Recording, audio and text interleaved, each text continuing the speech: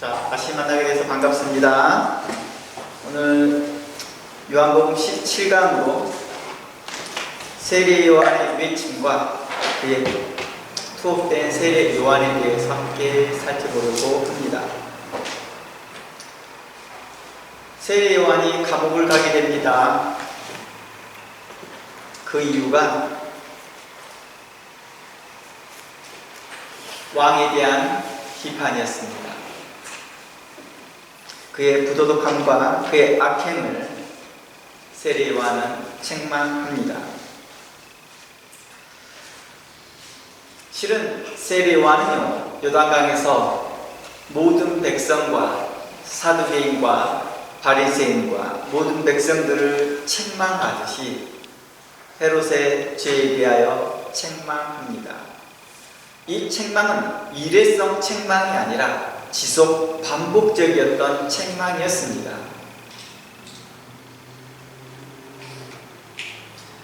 당시에 세례 요한의 책망은 왕궁에 있는 자들뿐만 아니라 성전에 있었던 사람들, 제사장, 곧 사두개파들과 바리새파들, 그리고 장로들과 공회원들, 그리고 모든 백성들을 향하여서 그들의 죄들에 대해서 낱낱이 고발하며 그들을 책망하였던 것입니다. 그의 책망과 그의 외침은 앞으로 오실 그리스도의 날을 위한 강력한 메시지였습니다. 주의 날을 예비하라, 주의 오심을 준비하라 라는 것이었습니다. 그러므로 이 메시지에 대하여서 성도들은 반응하기 시작합니다. 누가복음 3장을 가보면 이제 사람들이 물어봅니다. 그러면 우리가 어떻게 해야 합니까?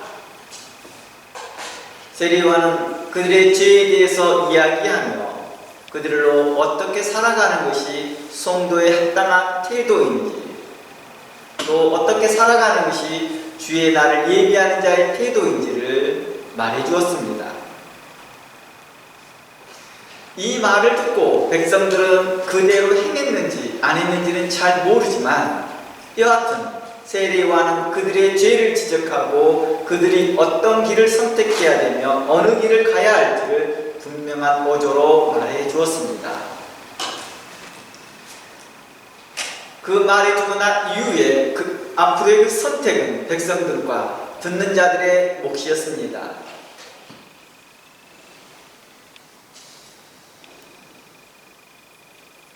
이와 함께 세례 요한은요, 당시에 갈릴리 분봉왕이었던 헤롯 안디바 또는 안티파스라고도 말합니다. 그 사람에 대한 부도덕한 모습과 그의 잘못된 결혼 생활과 또 악행을 책망합니다.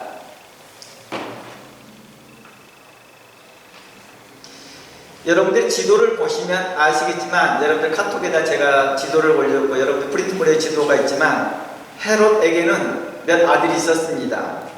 헤롯이 죽고 난 후에요, 헤롯이 죽고 난 후에 그 아들들이 유대 땅을 분할해서 세 아들이 분할해서 다스리기 시작합니다. 유대를 중심으로 해서 이두메까지를 첫 번째 아들이, 그 다음 갈릴리는 두 번째 아들이, 그 다음 갈릴리 옆쪽으로 해서 된 지역을 빌립이라는 그 세 사람이 함께 분봉왕처럼 통치합니다. 실상 헤롯의 가계도를 보면, 지도를 보면은요, 도표를 그리지 않고 화살표를 그리지 않고 설명하기는 굉장히 어렵습니다. 너무 복잡해요. 헤롯의 그 가계도 너무 복잡합니다. 헤롯은 공식적으로 10명의 부인이 있었습니다. 그 중에서도 대표적으로 한 5명 정도만 추려서 이렇게 설명하거든요, 일반적으로요. 그만큼 복잡한 거고요. 그 다음 결혼 생활들이 가족 내에서 일어납니다. 가족끼리, 친가끼리 결혼하는 경우가 굉장히 많았습니다. 여기에서 헤로디아라는 사람이 나옵니다. 바로 문제의 중심의 인물입니다. 이 사람은 헤롯과 헤롯 안티파스라고 해야 되겠죠? 헤롯과 헤롯 안티파스라고 말하기보다는 헤롯이라고 표현할게요. 헤롯의 아들들입니다. 헤롯의 아들인 헤롯에게 먼저 결혼합니다. 아니죠. 빌립에게 먼저 결혼합니다. 빌립에게 결혼한 후에요. 바로 얼마 후에 다시 헤롯에게 결혼하는 이러한 일들이 벌입니다. 이 헤롯이라는 사람이 이 일을 하는 것이 옳으냐 그르냐, 어떻게 보면 다른 사람들의 가족 관계를 보면은요, 이 일이 흔하게 일어난 일들이거든요. 흔하게 일어난 일입니다. 그런데 왜 유독 헤롯을 지목하여서 이 일을 책망했을까요? 라는 것입니다. 우린 이 부분에 대해서 하나씩 점검해 보려고 합니다. 헤로디아는요, 여러분의 도표를 자세히 보면은 헤롯 대왕의 아들들 가운데였어요. 그 미리암이라는, 헤롯이 가장 사랑했던 아내가 누구냐라고 하면은요, 역사상으로요, 두 번째인 미리암입니다. 하스몬 왕조의 공주였죠. 그 공주를 가장 사랑했다고 합니다. 그래서 지난번에도 우리가 살펴보았듯이 그는 참 약혼한 후에, 그 다음 굉장히 어려운 격동기를 겪고 난 후에 그가 로마에 가서 왕위를 찬탈하고 왕위를 얻고 난 후에, 그 다음 유대 땅에서 3년간의 전쟁 가운데 있으면서 거의 승리할 쯤 되었을 때 사마리아에서 다시 그 약혼했던 미리암과 결혼을 하잖아요. 이것은 단순하게 정치적인 이유라고 밖에 볼 수 없는 게 아니라, 그것만이 아니라 그가 정말 미리암을 사랑했다고 합니다. 가장 아끼는, 가장 사랑한 아내 중에 한 명이었다 합니다. 그런데 결국 그 아내도 죽이잖아요. 왜 그랬어요? 자신의 왕권의 위협 때문에 그랬잖아요. 그리고 그 아내가 낳았던 자녀들 있는데 그 아들 2명도 다 죽입니다. 헤롯 대왕이 그랬다는 거예요. 그리고 그 자녀들 중에서 난 아들이 있는데 그 아들 있고 딸이 있는데 그 딸이 바로 헤로디아입니다. 그러니까 헤로디아는 혈통적으로는 하스몬 왕조의 혈통을 가지고 있습니다. 왕가의 혈통을 가지고 있고 제사장의 혈통을 가지고 있습니다.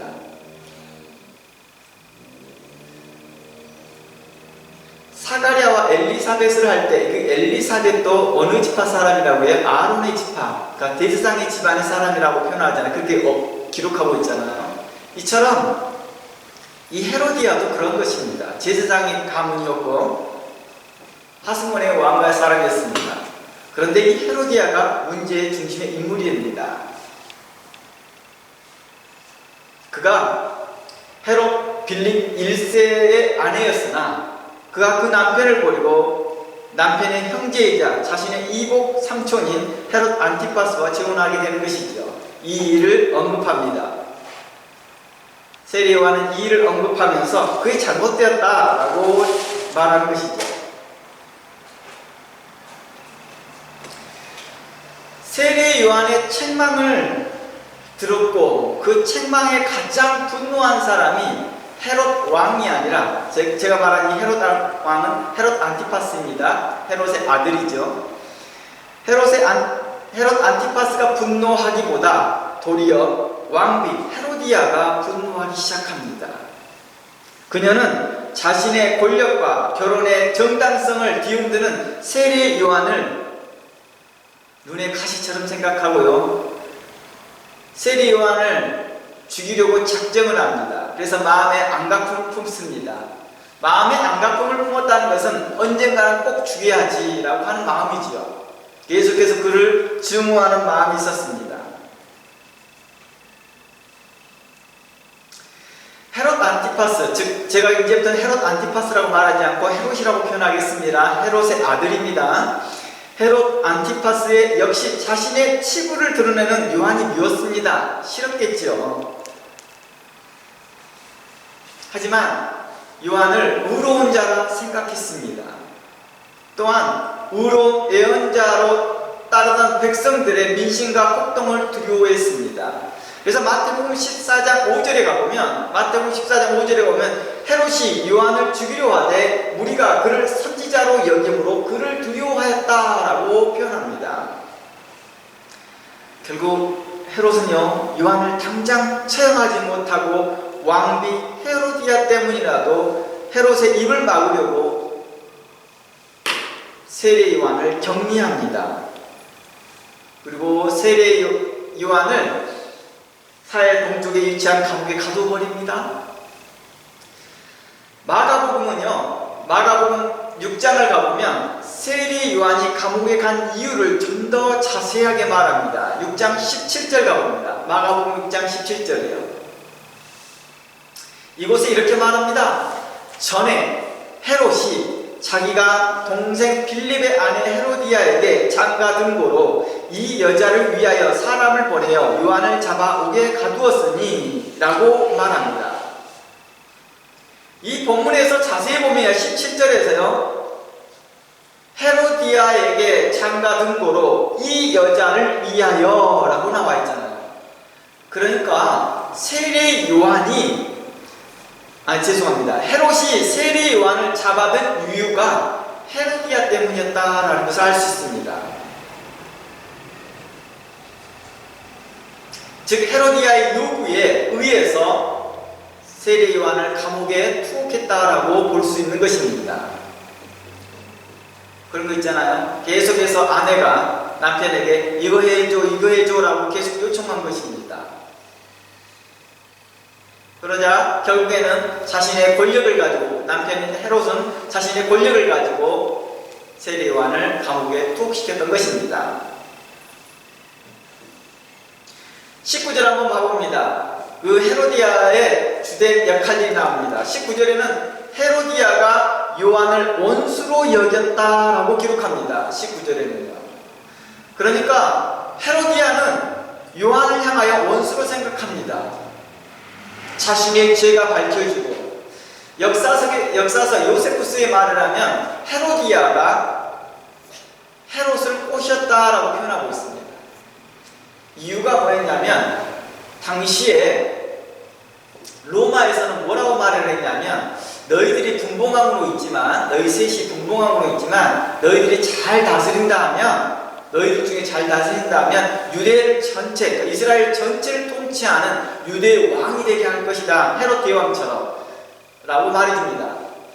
그런데요, 첫째 아들은요, 너무 포악해서요, 아버지보다 더 포악한 행동을 합니다. 그래서 얼마 안 있다가 그가 재임을 당합니다. 폐위를 당합니다. 그리고 우리가 잘 알고 있는 총독이 옵니다. 그리고 예수님께 오는 총독은 바로 빌라도라는 총독이 그곳을 관리하게 된 거죠. 그러니까 예수님 시대 때, 그러니까 세례 요한 때는 빌라도가 유대를 총독으로 있었고 갈릴리를 헤롯이 담당하고 있었던 것이죠. 헤롯 안티파스입니다. 그러니까 둘째 아들입니다.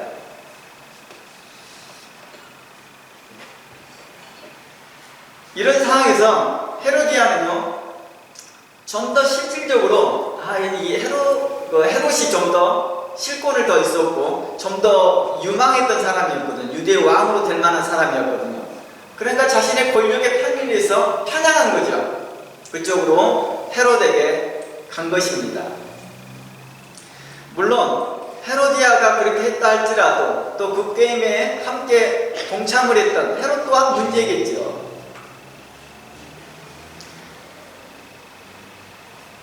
당시에요, 아까 좀 전에 헤롯 대왕에 대해 다시 잠시 언급하자면, 헤롯 대왕이 미리암을 사랑했다고 하는데요, 당시에 미리암이 당시에 최고의 미인이었대요. 그러니까 헤로디아가 어땠을까라는 걸 예상할 수 있겠죠. 헤로디아의 미모도 굉장했겠구나 라고 느낄 수 있습니다. 여하튼 그들의 결혼 생활은 에데아에서 세례 요한은 지목하여 이야기를 합니다. 24절 가봅니다. 24절에서는요, 헤로디아가 요한의 목을 요구했다라는 말이 나옵니다. 그러나 헤롯은 어땠을까요? 20절 한번 가봅니다. 20절을 봅시다. 20절을 보면 헤롯은 요한을 의롭고 거룩한 사람으로 알고 두려워했다라고 말합니다. 헤롯은 요한을 의로운 사람이라고 생각합니다. 있습니다. 거룩한 사람이라고 알고 있습니다. 그리하여 그를 두려워합니다. 그래서 그를 누구로부터 보호하려고 합니다. 자신의 아내 헤로디아를 통해서라도 보호하고 싶어 했습니다. 하지만 지속적인 요구에 헤롯은 세례 요한을 투옥하게 된 것이죠. 그 다음 말 한번 읽어볼게요. 헤롯은 세례 요한의 말을, 세례 요한의 책망을 듣고 그의 메시지를 들을 때면 크게 번민했다고 말합니다. 고민을 많이 했다는 거예요. 마음에 굉장히 찔림이 많았다는 것입니다. 그러면서 달게 들었다는 것입니다. 그냥 좋게 받아들였다는 거예요. 그것이요. 자신을 책망하였던 말이지만 그 말이 맞다라고 생각했다는 것입니다.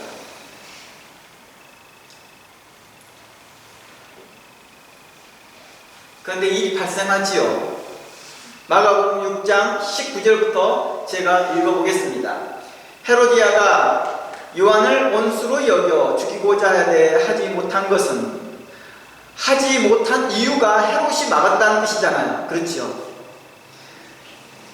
헤로디아는 죽이고자 합니다. 그러나 헤롯은 막습니다. 그래서 20절, 헤롯이 요한을 의롭고 거룩한 사람으로 알고 두려워하여 보호하며 또 그의 말을 들을 때 크게 번민하면서도 달갑게 들음이더라.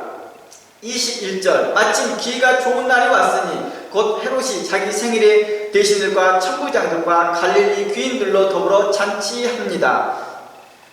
헤롯이 어디 왕이었다고요? 갈릴리 지역이요. 그러니까 갈릴리 귀인들 다 불렀습니다. 잔치합니다. 헤로디아의 딸이 친히 들어와 춤을 추며 헤롯과 그와 함께 앉는 자들을 기쁘게 하니라. 왕이 그 소녀에게 이르되 무엇이든지 내가 원하는 것을 내게 구하라, 내가 주리라 하고 또 맹세하기를 무엇이든지 내가 내게 구하면 내 나라의 절반까지라도 주리라 하거늘. 아마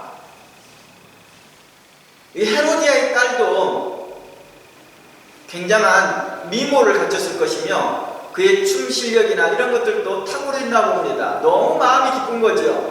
그러니까 그 마음에 헤롯이 이렇게 말합니다. 나라의 절반이라고 주겠다 라고 말합니다. 그만큼 뭐 하겠다는 거, 너가 원하는 거 다 해줄게 이 말이죠. 그가 나가서 그 어머니에게 말하되 내가 무엇을 구하리까? 그 어머니가 이르되 세례 요한의 머리를 구하라 하니, 즉각적으로 헤로디아는 이렇게 말합니다. 그러니까 헤로디아는 처음부터 자신의 딸을 그렇게 보낸 이유는 헤롯이 어떤 반응을 할 걸 대략 짐작하고 있었던 것이죠. 그러니까 의도적으로 그렇게 한 것이죠. 25절, 그가 곧 왕에게 급히 들어가 구하여 이르되 세례 요한의 머리를 소반에 얹어 곧 내게 주기를 원합니다 라고 말합니다. 거의 사이코패스 같은 말을 하고 있습니다. 이게요. 그렇죠. 이게 우리가 문자로 들어서 그러지요. 실질적으로 이게 현장에서 된다면 이건 듣는 사람들은 좀 뭐랄까요, 혐오감을 느끼는 말이잖아요. 근데 이 말을 너무 거침없이 말합니다. 그러니까 헤로디아 딸이나 성향이 비슷한 사람인 거죠. 이 말을 그렇게 하라고 하니까 그 딸도 하고 있는 그 딸도 이상한 사람이고. 26절, 헤롯의 반응이 나타납니다. 헤롯이 심히 근심했다고 말합니다. 자기가 맹세한 것과 그 앉는 자들로 인하여 그를 거절할 수 없었습니다. 왕이 곧 쉬병 하나를 보내어 요한의 머리를 가져오라 명하니 그 사람이 나가서 옥에서 요한의 목을 베어 그 머리를 소반에 얹었다가 소녀에게 주니 소녀가 이것을 그 어머니에게 주니라 라고 말합니다.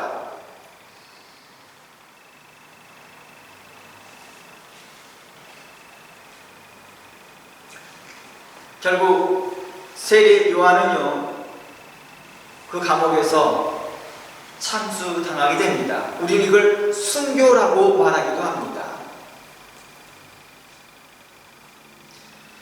세례 요한이 왕의 죄와 왕궁에 있는 죄를 고발하였음으로 인한 그 참담한 결과였습니다. 근데 제가요, 어렸을 때, 제가 이제 고등학교 시절 때 몇몇 분들의 설교를 듣고 이후에 요한의 설교를 들으면서 좀 이상한 설교를 몇 번 들었습니다. 그때 당시 이해를 잘 못했습니다. 그걸 대략 요약 한번 해드리겠습니다. 몇몇 설교자들은요, 세리 요한의 죽음은 주를 위한 죽음이 아니라 불필요하게 세상 왕을 비판해 자초한 일이다라고 말합니다. 이렇게 설교하시는 분들의 설교를 몇 번 들었었거든요. 고등학교 때, 그리고 신학교 1, 2학년 때, 그런 때 들었던 것 같아요. 그러면서 이렇게 말합니다. 오늘날 설교자의 주된 사명은 복음 선포와 영적 양육과 영혼을 구원하는 것이 목적이어야 한다라고 말합니다. 그러면서 상대방의 죄를 지적하고 비판하는 것은 지혜롭지 못한 것이며 하나님 앞에서 각자의 양심의 문제라고 말합니다. 그러면서 세리 요한의 비판 내용이 아무리 옳을지라도 비판의 방법이 지혜로웠어야 할 것이다 라고 지적합니다. 그러면서 세리 요한처럼 죄를 지적하고 비판하는 것은 결과적으로 복음의 본질을 가리울 수 있다라고 주장합니다. 여러분들의 생각은 어떻습니까? 제가 이렇게 말한 이유는 이 글에 대해 반박하기 위한 것이지요.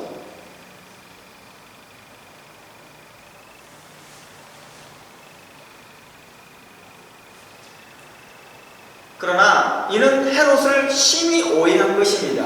누구를 오해했다고요? 헤롯을 오해한 것입니다. 그리고 유대 사회를 오해한 것입니다. 당시 유대 사회를 오해한 것입니다. 그리고 세 번째는 세례 요한과 성경을 오해한 것입니다.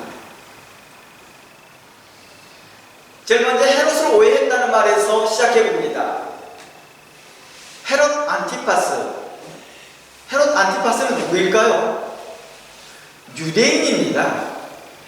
제가 지금 몇 강의를 통해서 그 전에 강의를 통해서 헤롯의 할아버지 때부터, 그러니까 헤롯 대왕의 할아버지 때부터 이미 어디로 개종했다고 했어요? 유대교로 교제했습니다. 그리고 헤롯의 아들, 그러니까 헤롯의 아들, 죄송합니다. 그 할아버지, 그러니까 헤롯이죠. 그러니까 헤롯 자신도 유대인으로 살았습니다. 그리고 그의 아들들은 어땠을까? 유대인으로 살고 있는 거예요, 그냥요. 몇 대가 살고 있잖아요, 지금. 바로 이러한 배경에서 봅니다. 하스몬 왕조가 몇 년을 지배했었다고요? 150에서 200년이요. 그러니까 그들은 150년에서 200년간 그들은 누구로 살았어요? 유대인으로 살고 있었던 것입니다. 그리고 그를 헤롯 대왕이 36년 동안 통치하는 기간 동안에 그들은 어땠습니까? 계속해서 유대인으로 살고 있었던 것이지요. 헤롯 성전도 짓고요. 그의 아들들은 자신들을 이두메 사람이라고 생각했을까요? 아니죠. 유대인이라고 생각하고 산 것입니다. 유대교를 따르며 유대의 분봉하고 살고 있었던 것입니다. 오늘 우리는 이것을 관가하고 있다는 것입니다. 이런 걸 관가하고 마치 헤롯은 하나님의 말씀과 전혀 상관없는 사람, 이렇게 생각하는 것이죠. 그런데 어때요? 세례 요한의 말을 듣고 두려워하고 그를 의인이라, 그를 의로운 선지자라고 믿었고 그의 말을 들을 때 마음이 괴롭기는 하지만 그 말을 달게 받아들였다는 것입니다. 심지어 자신의 아내 헤로디아가 세례 요한을 죽이려 할 때도 그를 막아서고 있었다는 것입니다. 헤로디아가 그를 당장이라 죽이고 싶었지만 누구 때문에 죽이지 못했던 거예요? 헤롯 때문에. 그걸 막았다라고 표현하고 있습니다. 헤롯도 유대교를 따르는 자입니다. 성전에 가서 예배를 드리는 자였고요. 성전에 가서 제사를 드리는 자였습니다.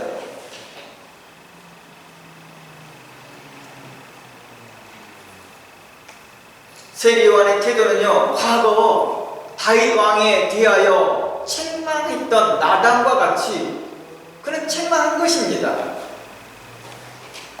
그렇잖아요.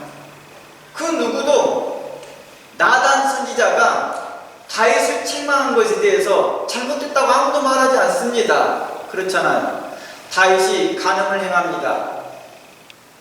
이 일에 대해 나단 선지자가 와서 이렇게 말합니다. 당신이 그 사람이다 라고 비판합니다. 제가 전에도 말했지만 헤롯 대왕 같았으면, 그렇게 비판했던 사람이라면 선지자라도 목을 잘랐을 거라는 거예요.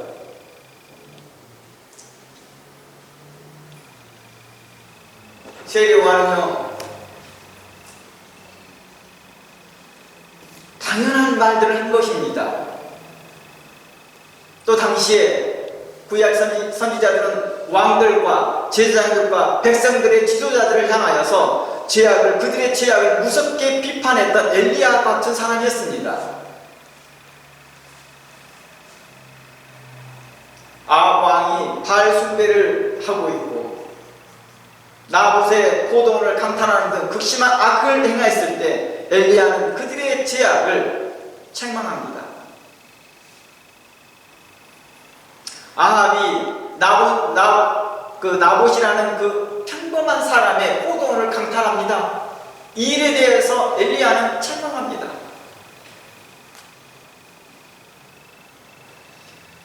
뿐만 아니라 마가, 아모스 이러한 사람들은 왕과 제사장과 이러한 사람들의 타락들을 지적하며 정의를 물같이 공의를 마르지 않는 강같이 흐르게 하라고 그들을 책망합니다. 에레미야는 어땠습니까? 그는 왕과 제사장들부터 수없는 박해를 받았습니다. 그러면서 감옥에 갇혀있는 상태에서도 멈추지 않았습니다. 그들의 타락과 죄들을 열거하며 하나님의 심판이 있을 것이다 라고 말합니다. 그러며 그들에게 회개를 촉구합니다.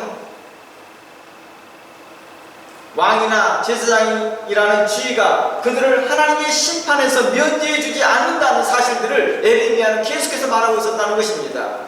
많은 선지자들은 말합니다. 당신이 왕이기 때문에 하나님의 심판에서 면제된다고, 당신이 대제사장이기 때문에 또는 제사장이기 때문에 하나님의 심판에서 면제된다고. 그렇지 않다. 당신들의 죄들이 이러하다라고 계속해서 선지자들은 말하고 있었던 것입니다.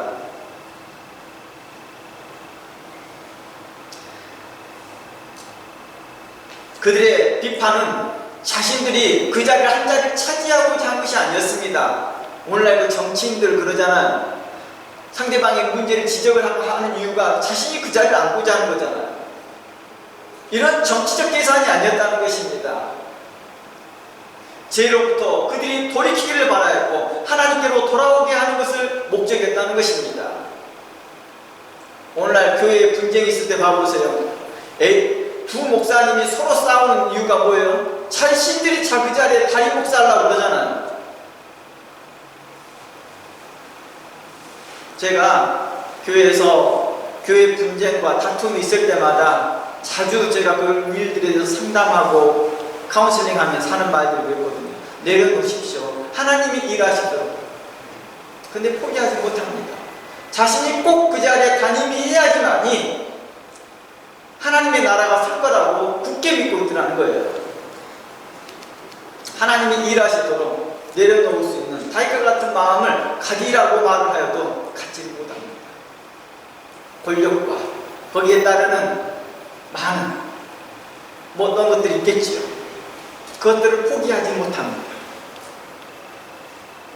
그러나 이러한 구약에 나오는 의로운 선지자들, 세계원 같은 의로운 선지자들은 그들이 어떤 한 자리를 얻고자, 어떤 것을 포지션을 얻고자 하는 그 마음속에 그런 탐욕이 전혀 없었다는 것입니다. 그 비판하는 그 대가가 죽음이었고 투옥이라 할지라도 그들이 물러서지 않았다는 것입니다. 그렇게 말하고 비판하던 그 대가가 자신이 사람들로부터 소외당하고 사람들로부터 해서 멸시를 당하고 심지어 죽음과 투옥까지 당한다 할지라도 그들은 거침없었다는 것입니다. 왜 그래요? 그들이 죄로부터 돌이켜 하나님께로 돌아오기를 바라는 그 마음 때문이었습니다. 자신의 의지를 나타내고 나는 이런 사람이야 라고 하는 그 주장 때문이 아니라 하나님의 마음, 하나님께 자신을 부르시는 그 소명에 충실하려고 했다는 것입니다.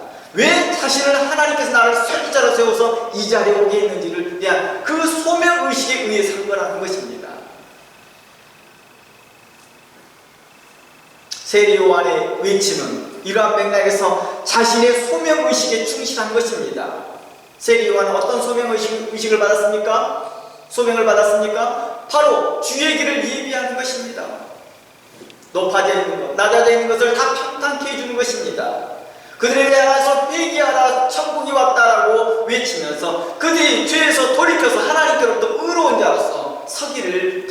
것입니다. 사도 바울의 마음처럼 함께 하나님의 나라를 상속받고자 하는 그 마음에서 그들을 책망했던 것입니다.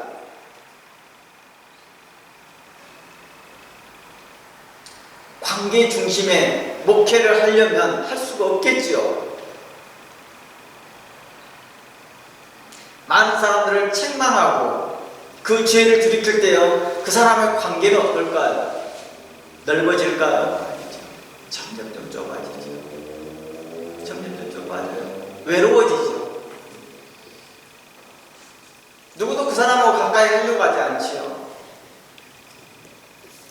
하지만 그걸 감수하는 것이죠. 자신의 소명을 다하는 것입니다. 자신을 따른 자신의 영향, 자신과 함께하는 사람 몇 사람 외에는 다 떠나버리는 거죠. 심지어 가까이 있는 사람조차도 나중에는 결국에는 배신할 것을 예상하고 있다는 것입니다. 엘리야는 어땠습니까? 에레미야는 어땠습니까? 그들은 다 홀로 있더라고요. 홀로. 이처럼 그러한 그 외침, 회개하라, 천국이 가까이 왔다라는 그 외침에 대한 대가가 그렇다는 것입니다. 실제 그들은 자신의 자리를 차지하고자 하는 것도 아니고 자신의 의지, 나는 이런 사람이야 라고 주장하고자 하는 것이 아니라 하나님께로 받은 그 부르심에 합당한 그 모습에 충실하려고 선지자로서, 성도로서 합당한 태도로 살아가려고 애쓰다 보니 그렇게 된 것이죠. 세례요한의 그의 외침은 자신의 소명에 충실했던 것입니다. 하나님께서 세례요한을 선지자로 세우신 이유와 목적에 부합한 충실한 선지자였습니다. 오늘날 목회자로서 소명을 받은 사람들에게, 소명을 받은 목회자들에게 어떤 것이 주의 길을 예비하는 것인지 분명하게 우리에게 보여주고 있더라는 것입니다. 오늘날 구약의 선지자들과 세례요한의 행동을 통해 우리의 현재의 소명의식에 대해서 되돌아보는 시간이 되었으면 좋겠습니다. 저뿐만 아니라 많은 사람들을 말합니다. 죄에 대해 침묵하는 것이 소명이 아닙니다. 죽음을 각오하고 드러내어서 그 죄로부터 돌이켜 하나님께로 돌아오게 하는 것이 그게 바로 하나님께 부르심을 받는 소명이었습니다. 그리고 기다려야 하는 것이 무엇인가요? 바로 하나님 앞에서 각자의 양심을 따라 회개하기를 바라는 것입니다. 그러나 죄에 대해 책망하지 않고 각자 알아서 양심껏 회개하기를 바란다는 것은 그들의 죄를 방조하는 것과 같다는 것입니다. 자신의 부르심과 소명을 바르게 인지하지 못한 몰각한 목자와 같은 것입니다. 그냥 관계 중심의 목회를 하기를 바라는 것이죠.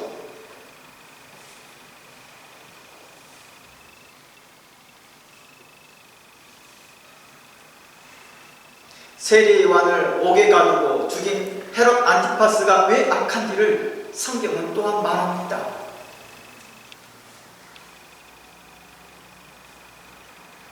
헤로디아가 세례요한을 죽이려고 했고 안각을 넣고 어떻게 하면 죽이려고 했다 할지라도 그것을 막아섰던 헤롯이 있었습니다. 어떻게 보면 상대적으로 헤롯은 헤로디아보다 덜 악한 사람처럼 보입니다. 그럼에도 불구하고도 성경은 헤롯을 악한 사람이라고 말합니다.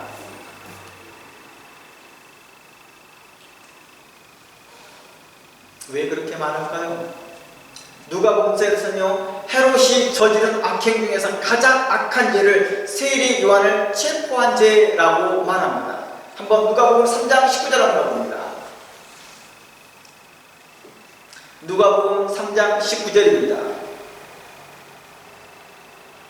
본봉왕 헤롯은 그의 동생의 아내 헤로디아의 일과 또 자기 행한 모든 악한 일로 말미암아 요한에게 책망을 받고 그 위에 한 가지 악을 더하여 요한을 옥에 가두었다라고 말합니다.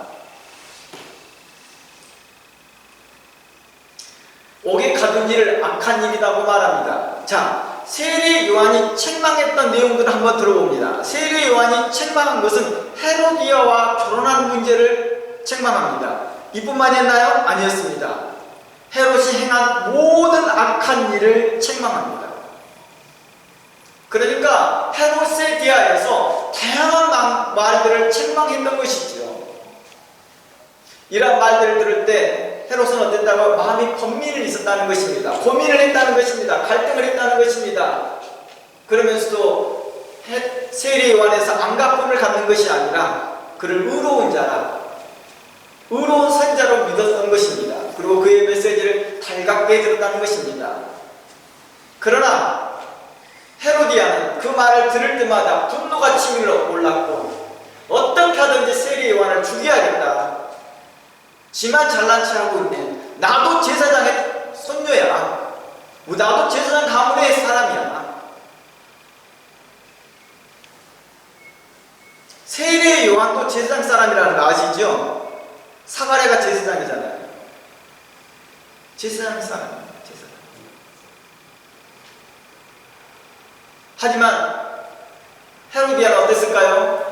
자신은 제사장 중에서도 탑이었죠. 탑 클래스였죠. 귀족 클래스였죠.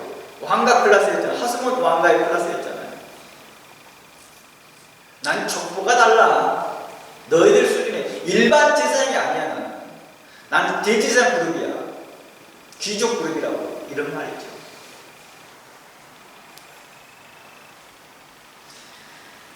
아무튼 헤로디아는요 세례 요한의 말을 들을 때마다 그 마음에 안가품을 품습니다. 도리어 헤롯은 그 마음에 달갑게 여겨도 헤로디아는 악한 마음을 품습니다. 그럼에도 불구하고도 성경은 헤롯을 악하다라고 표현합니다. 그를 감옥에 투옥시켰던 일을 향하여 그가 악한 일 중에 하나였습니다. 왜 그가 결국에는 세례 요한을 감옥에 투옥시켰을까요? 그 이유가 바로 그의 유유부단한 태도 때문에 비롯된 것입니다. 우유부단한 태도. 이러지도 못하고 저러지도 못하는 그런 그 태도 때문이었습니다.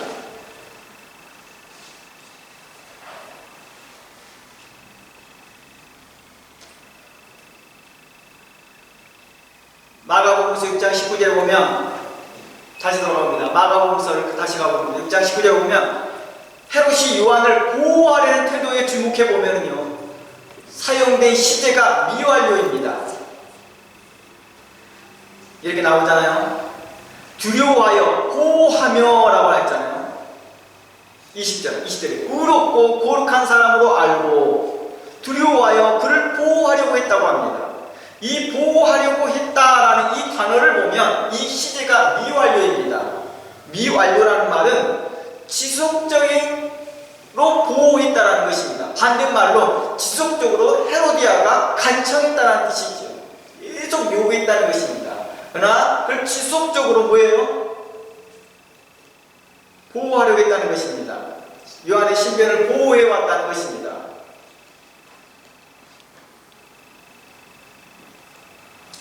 그럼에도 불구하고 헤롯의 태도는 어땠습니까? 결국에는 헤로디아의 요청에 들어가더라는 것입니다.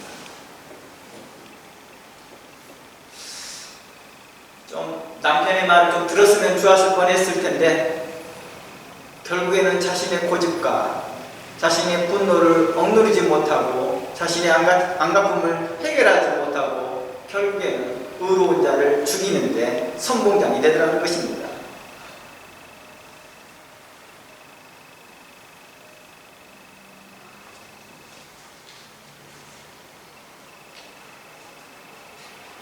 이 시대를 한번 다시 볼게요.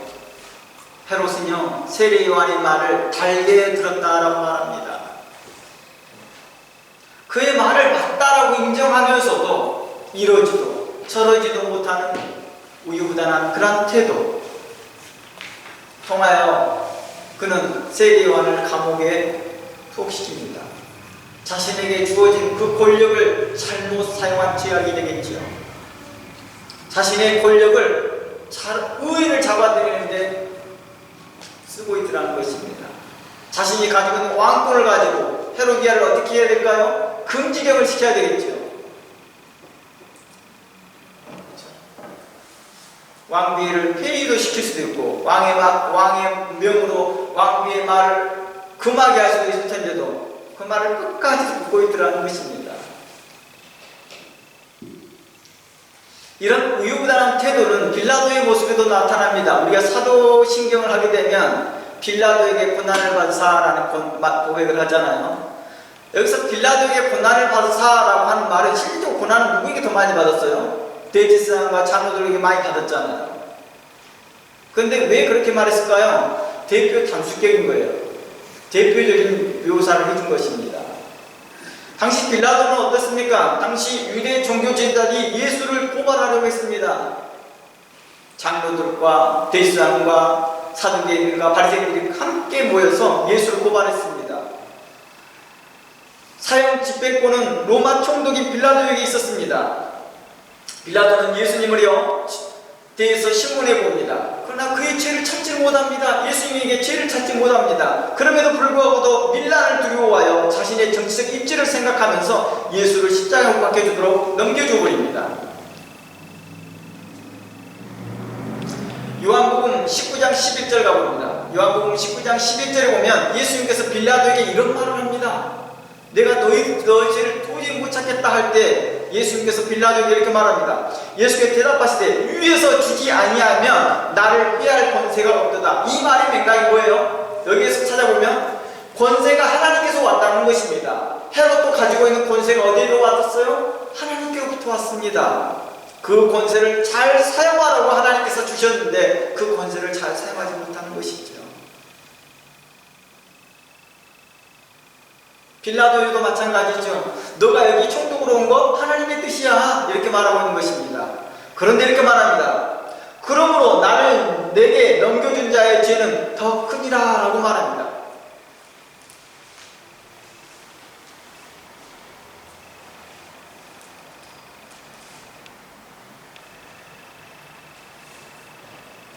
누구에게 말하고 있습니까? 지금 백성들과 그 백성의 지도자들과 장로들과 대제사장의 죄가 크다라고 이야기해주고 있는 것입니다. 너에게 그 권력을 등에 업고 그걸 통해서 나를 죽이려고 하는 그 죄가 더 크다. 그러니까 헤로디아의 죄가 더 크다라는 맥락이죠. 이 말에서 적용해 보면요. 그렇다고 할지라도 빌라도의 죄가 없느냐라고 하지 않는다는 것이죠. 그걸 결정하니까요. 헤롯도 또한 그런 맥락에서 바라봅니다. 헤롯이 자신의 유유부단한 태도로 말미암아 세리요한을 체포한 사건을 악한 죄로 보는 그 세 가지를 한번 살펴보겠습니다. 왜 그것이 악하다라고 하는지를 세 가지로 나눠보겠습니다. 먼저 자신의 죄를 회개하고 구원의 길로 나갈 수 있는 유일한 영적 기회를 스스로 차단하는 행위가 되는 것이죠. 스스로 고발하는 것입니다. 자신에게 범민을 주고 자신에게 고민거리를 주고 자신이 그 죄에 대해 다시 한번 돌이켜볼 수 있는 그런 마음이고 그 말이 맞다라고 느껴지기까지 했는데도 불구하고도 최종적으로 스스로 그 길을 막아버립니다. 뿐만 아니라 자기도 가지 않을 뿐만 아니라 다른 사람들도 세리요한의 메시지를 듣지 못하도록 강제적으로 세리요한을 침묵시켰던 죄겠죠. 두 번째는 뭘까요? 헤롯은 진리를 알고도 헤로디아를 막지 못합니다. 도리어 그의 눈치를 봅니다. 주변 사람들을 의식합니다. 그럴 수 있잖아요. 헤로디아 딸이 와서 세리요한의 머리를 주세요 라고 말을 했을 때 그건 안 된다 라고 말할 수 있잖아요. 그가 진리 편에 서 있고 의로운 편에 서 있다면 우유부단한 태도가 아니라 주변을 의식하지 않고 자신이 그래도 나는 선지자로 믿는다. 나는 유대교를 믿는 자이고 너희 엄마도 유대교이지 않냐? 제사장의 딸이 아니냐? 생각해봐라. 의인들을 죽여서 선한 왕이 누가 있었더냐? 역대 왕들 중에서 없었지 않느냐? 라고 하면서 거부 인사를 밝혀야 되는데 자신이 내뱉은 말에 대해 체면 체면을 챙겨야 되고 주변 사람의 눈치를 봐야 되고 주변을 의식해야 되기 때문에 결국에는 악을 행하는 데 동참하더라는 것입니다. 헤로디아의 악에 함께 동참하는 죄를 갖고 있더라는 것입니다. 자신의 권력을 가지고 충분히 스톱시킬 수 있을 텐데도 불구하고 자신의 권력에, 자신의 정치에 입지를 약해질까봐, 권력이 약해질까봐 두려워서 유유부단한 태도로 세례요한을 넘겨줘 버립니다. 결국 그는 악의 편에 서서 세례요한을 죽이는 일을 합니다. 그는 회개하고 선할 기회가 있었을 때도, 기회가 있었는데도 그것을 걷어차버린 것이죠. 그는 회개할 용기도 없었고 선을 행할 용기도 없었으며 뿐만 아니라 그는 악을 멈출 용기도 차고 없었더라는 것입니다. 마지막으로 그가 진리를 인식하면서도 회개하지 않았기 때문입니다. 성경은요, 헤롯이 요한의 말을 들 때 크게 번민하면서도 달갑게 들었다라고 기록합니다. 즉 그는 하나님의 말씀이 무엇인지 그리고 요한이 전하는 메시지가 진리임을 그 양심은 알고 있더라는 것입니다. 그럴 거 아니에요. 성전에 가서 메시지를 듣고 매주마다 안식일 때마다 메시지를 들을 때마다 많은 하나님의 메시지를 들었을 거 아니에요. 그것들이 연결됐겠죠. 그리고 그 마음의 양심에 채찍질을 했겠죠. 근데 그들은 움직이지 않습니다. 우리가 메시지를 들을 때요, 하나님의 말씀을 들을 때요, 그 말씀에 그래 맞다, 저 목사님 말씀이 맞아, 그래 저 목사님 말대로 하면 좋겠어 라고 함이지만 실질적으로는 그 삶 가운데에서 결단하지 못하고 있는 우리의 모습들과 같지 않습니까? 우리들의 우유부단한 그런 모습이 헤롯에게도 똑같은 모습이라 말할 수 있는 것입니다. 헤롯의 모습은 우리의 모습을 투영하고 있는 것입니다. 하나님께서 우리에게 허락하신 그 소명의식을 주었는데도 그 귀한 자리를, 그 소명의 마음들을 우리는 내어버리고 주변을 의식하면서 나는 뭘 합니까? 쉽게 죄에 동참하고 죄에 협력하고 있더라는 것입니다. 내 양심을 내어버립니다. 나를 비판하고 나의 죄를 들춰내는 사람에 대하여서 안가품을 가지면서 그 사람을 어떻게 하든지 처단하고 그 사람이 무너지는 것을 봐야지만 뇌 속이 시원해야 되는 그런 마음들, 나와 대적된 관계 가운데서 그들이 무너지기를 바라는 그런 마음들을 하나님께서는 말하고 있더라는 것입니다. 그의 죄악이다라고요. 좀 전에도 말을 했지만 교회가 분쟁이 있고 두 그룹 사이에 서로 간에 원망하며 서로 간에 문제를 지적하면서 뭘 합니까? 한 곳이 무너져 사라지기를 바라고 있더라는 것입니다.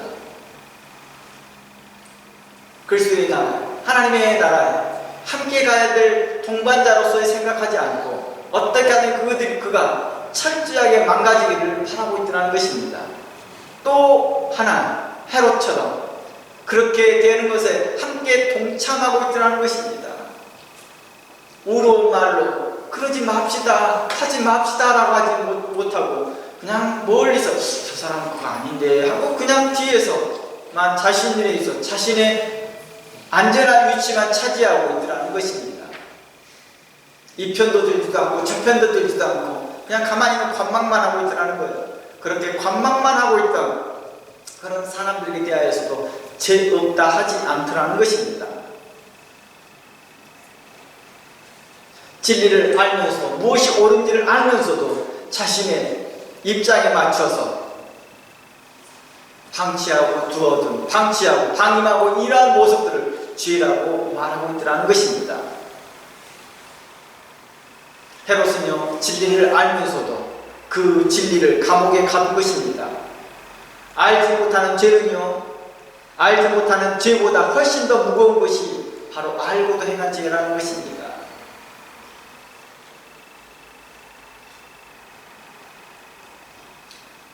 마태복음 3장에서 말한 것처럼 세례요한은 많은 사람들에게 자신에게 몰려들어와 와 세례 요한은 의인이야, 세례 요한은 선지자야, 이런 말들 들을 때 세례 요한은 스스로가 어땠습니까? 교만하지 않았습니다. 한번 마가복음서 한번 가보겠습니다.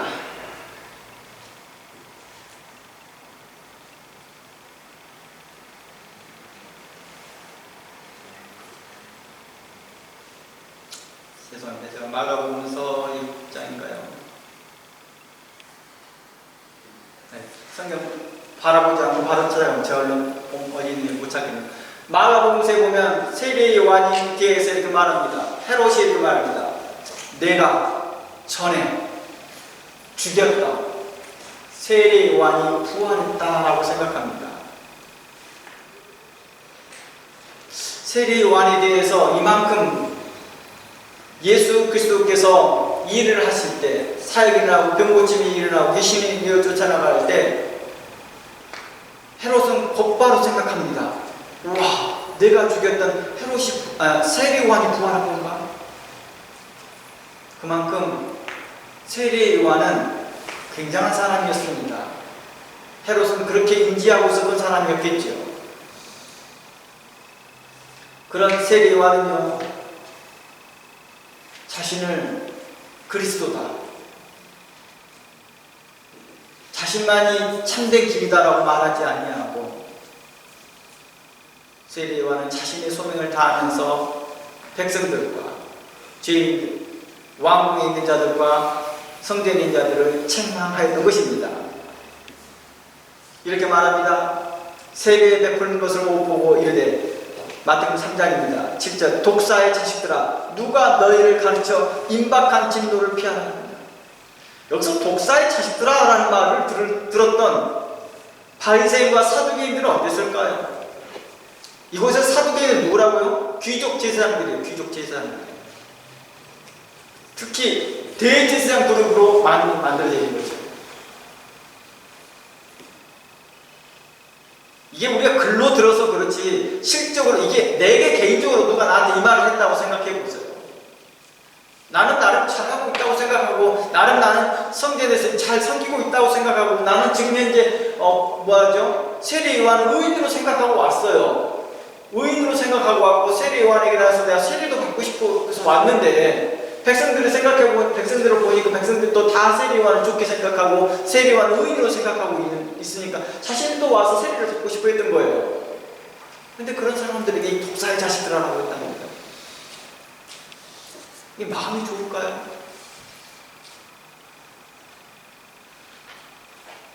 오늘날 교회에 오는 많은 성도들이 와요. 매주마다 오는데 그 성도들을 보면서 그 마음의 상태들이나 그 사람의 온전치 못하는 모습들을 보면서 그 성도들이 이 독사의 자식들아 라고 말한다면 성도들이 와 주님 저희 잘못했습니다 회개합니다 라고 하는 사람들이 얼마나 있을까요? 과거에 100년 전에 평양의 부흥운동을 이야기했나요? 그때 그 부흥이 한 장로님의 회개로부터 일어났다고 시작됐다고 하잖아요. 우리는 그것을 경험하고 그걸 알고 있으면서도 부흥을 뭘로 생각합니까? 목사님의 설교가 아주 은혜스러워서 많은 사람들이 몰려오고 그런 사람들이 잔뜩 모여있는 것을 우리는 부흥이라고 생각하고 있었던 것입니다. 그런데 우리는 계속 부흥의 역사를 보고 부흥을 경험하였던 그 시대의 것들을 들어보면 분명 그 회개와 관련되어 있었고 죄에 대해서, 의에 대해서, 심판에 대해서 선포했던 그 말씀에 대해서 반응했을 때 부흥이 왔다는 사실을 알면서도 우리는 막상 그 메시지가 세례 요한의 그 강력한 비판의 메시지가 자기에게 향한다 할 때는 우리는 받아들이지 못한다는 것입니다. 다른 사람들에 대하여서 그들의 잘못을 지적할 때는 옆에서는 맞다라고 말을 하면서도 정작 자신 그 맞다 그 사람에게 정작 너도 문제야라고 말을 할 때는 그 말을 받아들이지 못하는 것이죠. 바리새인과 서기관들은 어떤 사람들입니까? 사두개인들은요? 다른 사람들이 죄에 대해서 이야기했던 사람들 아닐까요? 특히 바리새인들은요. 그런데 정작 자신들이 그 말을 들을 때 세례 요한을 죽이려 하고 예수님을 죽이려 하고 사도들을 죽이려 하더라는 것입니다. 8절 계속 읽어봅니다. 독사의 자식들아, 누가 너희를 가르쳐 임박한 진노를 피하라더냐? 그러므로 회개에 합당한 열매를 맺으라고 요청합니다. 왜 회개에 합당한 열매를 맺으라 했을까요? 바리새인과 사두개인들의 그 삶의 태도가 너무 했기 때문이죠.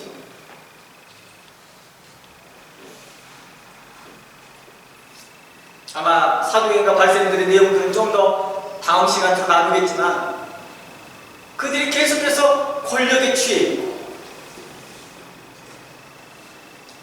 그의 소명의식은 어디로 간지는 모르지만 오직 자신들의 유익을 위해서 하나님의 메시지를 전달하면서 이것이 하나님의 말씀이다, 이것이 하나님의 말씀이다 하며 도둑질하는 자들이었던 것입니다. 그에 대해서 책망했던 것이죠. 그러므로 회개에 합당한 열매를 맺으라. 9절 속으로 아브라함이 우리 조상이라고 생각하지 말라. 나는 하나님의 자손이야, 나는 하나님께 소명을 받았다라고 생각하지 말라고 말하는 거야. 그 달란트를 뺏을 자가 또 하나님이심을 염두하라라고 말하고 있는 것입니다. 이처럼 세례요한은 거침없이 백성들은 물러나고 제사장과 세상 그 무리들의 사두개인들과 경건주의 바리새인들과 그리고 백성 중에 부자와 세리와 군인과 왕까지 유대 땅에서 거하는 모든 족속들에게 하나님의 나라를 맞이할 준비를 하라고 외쳤던 것입니다. 이는 누구라도 하나님 앞에서 결코 죄에서 자유롭지 못함을 이야기하고 있었던 것입니다. 왕이라고, 제사장이라고, 또 바리새파의 장이라고 해서 면제의 대상이 되지 않다는 것입니다.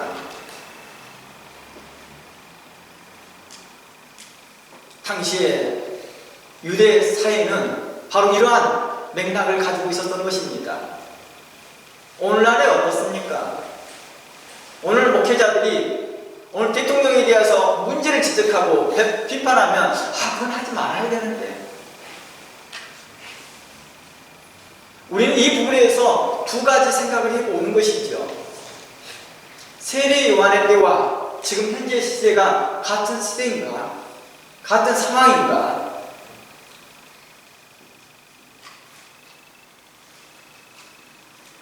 예를 들어서 우리나라 국가가 기독교 국가라고 하는 그런 명칭이 되어 있고 법적으로 되어 있다 한다면 우리는 그렇게 해보는 것도 맞겠지요.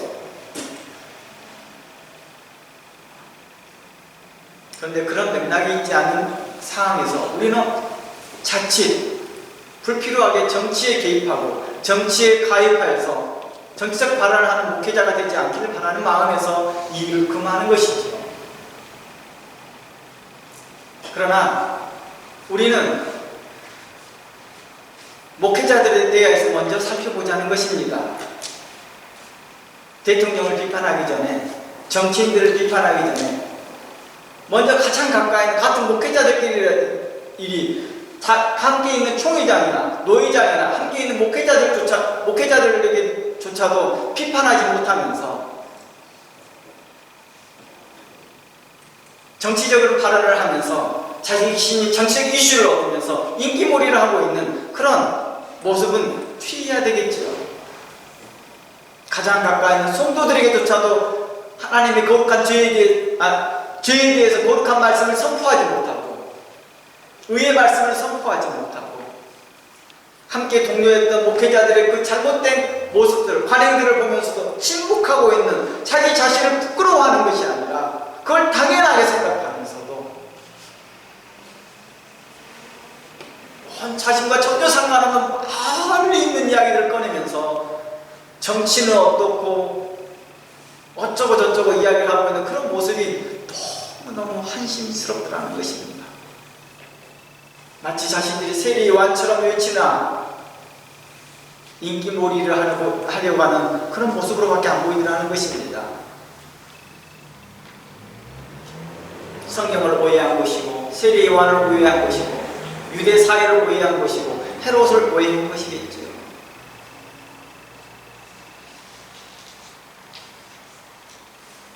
세례 요한의 외침은 당시에 유대 땅에서 하나님 나라를 사모하고 하나님의 그 나라를 바라보고 있고 메시아의 대망 사상에서 메시아가 오기를 기다리고 있는 그 자들에게 외쳤던 것입니다. 회개하라. 왕들도 제사장들도 사두개인들도 바리새인들도 그 누구나 할 것 없이 다 메시아를 기다리고 있는 그 시대에 그 메시아에 맞는 참된 왕의 왕이 되신 그분이 오시는데 그분 앞에 모든 무릎이 꿇고 그분 앞에 경배하기를 바라는 그 백성들을 향하여 하나님이 너희들의 경배를 받으실 것은 너희들이 합당한 삶을 살았을 때다. 회개에 합당한 열매를 맺으라라고 외쳤던 것입니다. 하나님께서 너희를 칭찬해 주시고 너희들에게 복 주시기를 원하노라. 그러니 너희가 의로운 삶을 살기를 바란다라고 했던 그 외침에 반응이 있어야 될 삶이었던 것입니다.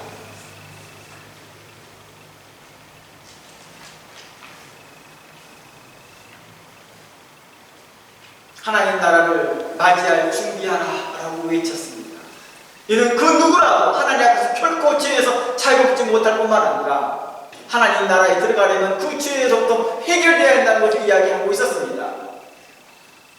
그 누구라도 나고자가 없이 하나님 나라에 들어가기를 바라했던 것입니다. 하나님의 마음으로 하나님의 의로운 마음으로 그들을 책망하고 회개를 촉구했던 것입니다. 자신이 한 자리 되보려고 자신의 유명세를 타보려고 자신의 그 강함을 나타내보려고 나는 이런 메시지를 전한 사람이야 라고 말하는 그런 것을 드러내보려고 나는 똑똑한 목사야 라고 하는 걸 증명해보려고 자기 자신을 증명해내려고 하는 그런 태도를 성경은 악하다고 말하고 있었던 것입니다. 그리스도가 증명이 돼야 되고 그리스도의 복음이 증명이 돼야 되는데 자기를 드러내려고 하고 있던 것입니다. 세례 요한은 자기를 드러내지 아니했습니다.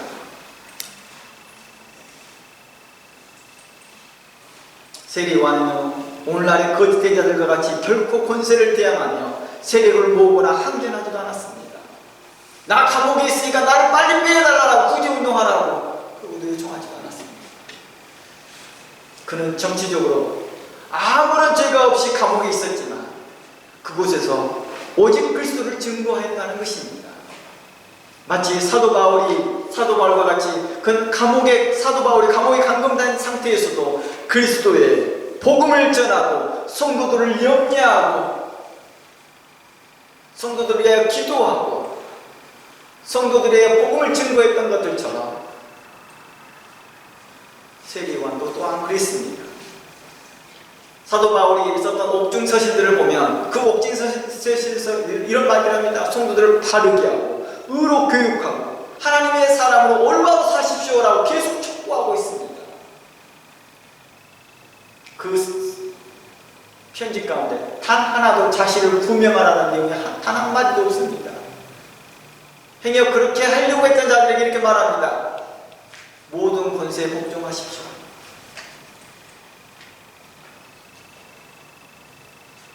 이처럼 세례 요한은 자기 자신을 낮추었습니다. 그리고 자기 자신을 감추었습니다. 그리고 이렇게 말합니다. 그리스도는 흥해야 되고 나는 쇠해야 될 것이다. 나는 사람질할 것이다.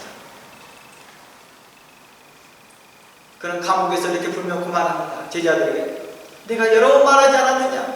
그가 참 그리스도다.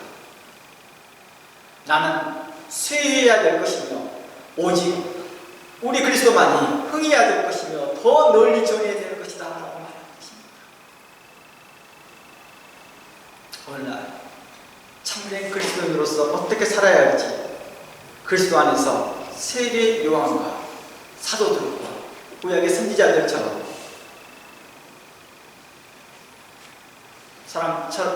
선지자들을 바라보면서 우리가 그들의 본을 받으며 살아야 할 것입니다. 참된 그리스도인들은 자신의 소명 가운데서 살아가면서 각자의 그 소명 안에서 충실되게 오직 그리스도만 드러나고 하나님만 드러나고 그리스도의 복음이 드러나는 그런 삶이 살기를 주의 이름으로 축원합니다. 특별히 목회자들에게 대하여 이 말씀이 마음에 많이 새겨졌으면 좋겠습니다. 다 함께 기도합니다. 하나님, 오늘도 우리를 살피시고 인도하신 하나님께 감사합니다.